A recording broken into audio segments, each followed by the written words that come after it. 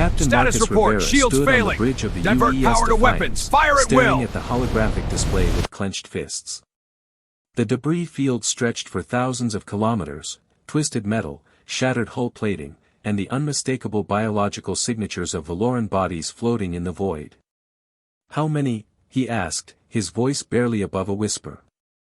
Lieutenant James Kowecki checked his console, his face pale.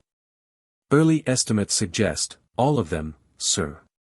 The entire Valoran fleet. 300 ships.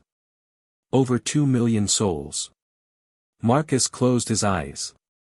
The Valorans had been humanity's first true friends among the stars. When Earth had stumbled into the galactic community 20 years ago, most species had viewed humans with suspicion or contempt. But the Valorans, gentle, four-armed beings with iridescent skin, had welcomed them. They'd shared technology, culture, and friendship. Now they were gone. The Galactic Council did this? Marcus asked, though he already knew the answer. "Yes, sir. We have intercepted communications." The Council deemed the Valorans sympathizers to unlicensed species and ordered immediate termination. They used the Crethean Armada. Marcus opened his eyes, and they burned with cold fury. "Get me Admiral Peterson. And prep the fleet for combat operations." 3 days later, Admiral Rachel Peterson addressed the United Earth Assembly from the bridge of the flagship Indomitable. Her silver hair was pulled back tightly, and her decorated uniform bore the scars of humanity's struggles to survive in a hostile galaxy. "Members of the Assembly," she began, "the Galactic Council has committed genocide against our allies. They did so knowing full well that the Valorans were under Earth's protection. This was not just an act of war, it was a message. They're telling us that we don't matter. That our alliances mean nothing. That humanity is too weak to defend its friends." On Earth, in the Grand Chamber of the Assembly, President Michael Torres stood. "Admiral, the Council has 5,000 warships. We have 300. The odds." "The odds," Rachel interrupted, "didn't matter to the Valorans when they stood beside us at the Battle of Proxima. The odds didn't matter when they shared their medical technology and saved billions of human lives from the Scarlet Plague. They never asked if we were strong enough to be their friends, Mr. President. They just were." The chamber fell silent. "I'm not asking for permission to start a war," Rachel continued. "The Council already started it when they butchered our friends. I'm asking for authorization to finish it." President Torres looked around the chamber at the representatives from every nation on Earth. One by one, they stood in solidarity. "You have your authorization, Admiral," Torres said. "Make them remember why Earth survives." The Crethean Armada patrolled the Valoran home system with arrogant confidence. Their commander, war leader Thexkor, lounged in his command throne, satisfied with the easy victory. The Valorans had barely fought back, their pacifist nature had made them pathetic prey. "War leader," his sensor officer chirped, "we detect spatial anomalies. Multiple slipspace ruptures forming." Thexkor's multiple eyes focused on the tactical display. "How many?" 50, 70. 100 contacts emerging. It's the human fleet, war leader. Thexkor's mandibles clicked in amusement. "The humans? They dare.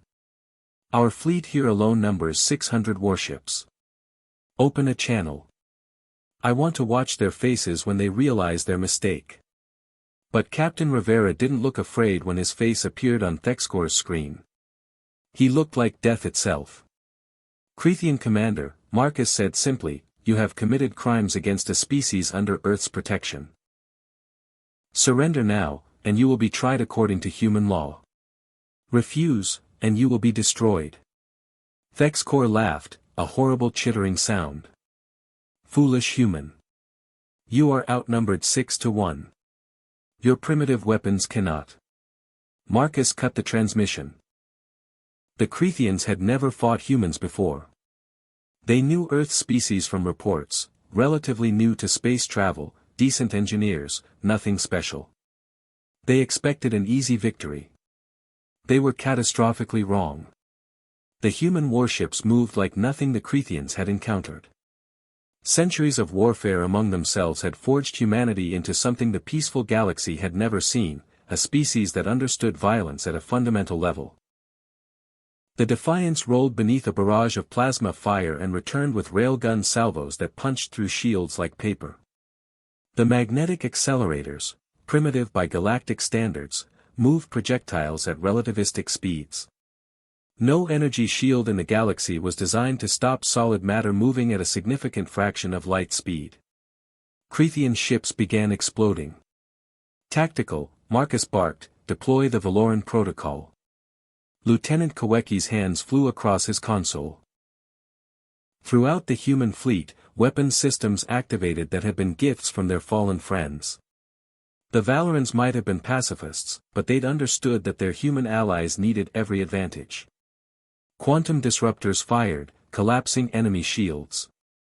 Gravity mines deployed, dragging Crethian cruisers into crushing embrace. And humanity's own contribution, fusion missiles with yields measured in gigatons, turned space into a hell of nuclear fire. War leader. The Crethian sensor officer screamed. "We've lost 200 ships. Their weapons, nothing in the database." Thexkor stared in horror as the human fleet tore through his forces like a blade through silk. "Retreat. All ships." The Indomitable appeared from slipspace directly above the Crethian flagship. Admiral Peterson's voice came through on all channels. "No retreat. No surrender. You showed none to the Valorans." The flagship's main cannon fired once. The Crethian command ship became expanding plasma. 6 hours later, the battle ended. Of the 600 Crethian warships, none survived. The human fleet had lost 37 ships, each loss mourned, but accepted as the price of justice. Marcus stood before the communications array, broadcasting on all Galactic Council frequencies. "This is Captain Marcus Rivera of the United Earth ship Defiance. Today, humanity has destroyed the Crethian armada responsible for the genocide of the Valoran species. Let this be a message to the Galactic Council and all who stand with them: Earth does not abandon its friends. Earth does not forgive genocide. And Earth does not lose." He paused, letting his words echo across the stars. "The Valorans ask for nothing but friendship. You answered with slaughter. We answer with this: come for us if you dare. But know that humanity has survived ice ages, plagues, world wars, and extinction events. We crawled from caves to the stars on determination alone. We are not strong because we have powerful weapons. We are strong because we refuse to die." Marcus looked directly into the camera, and every species in the galaxy saw the promise in his eyes. The Valorans were our friends. And humanity always remembers its friends. The transmission ended. Across the galaxy, the Galactic Council trembled. They had awakened something they didn't understand, a species forged in fire, bound by loyalty, and utterly unwilling to accept injustice. Humanity had arrived on the galactic stage. And the galaxy would never be the same.